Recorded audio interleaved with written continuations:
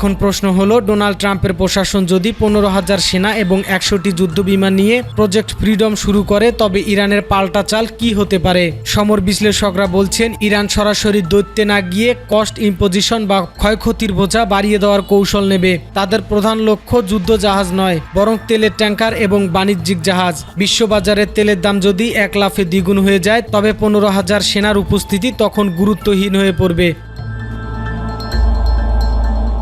পারস্য উপসাগরে মার্কিন রণতরীগুলো যখন প্রবেশ করে, তখন তারা আসলে একটি সরু ফানেল বা চোঙার ভেতরে চলে আসে। চারপাশে ইরানের উপকূল থাকায় 300 কিলোমিটার পাল্লার মিসাইলের আওতার বাইরে থাকা মার্কিন জাহাজের পক্ষে অসম্ভব হয়ে পড়বে।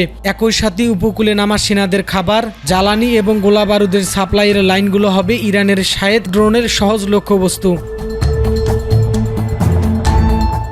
সবচেয়ে বড় চ্যালেঞ্জ হলো ইরানের অদৃশ্য মিসাইল লঞ্চার। 100টি যুদ্ধবিমান আকাশে উড়লে কি তারা খুঁজে পাবে ইরানের সেই ট্রাকগুলো? তেহরানের বেশিরভাগ মিসাইল লঞ্চার ভ্রাম্যমাণ বা সুরঙ্গের ভেতর থেকে বেরিয়ে মিসাইল ছুড়ে আবার মাটির নিচে অদৃশ্য হয়ে যায়। এই হিট অ্যান্ড রান কৌশলে আকাশপথের শ্রেষ্ঠত্ব অনেকখানি মোলায়েন হয়ে যেতে পারে।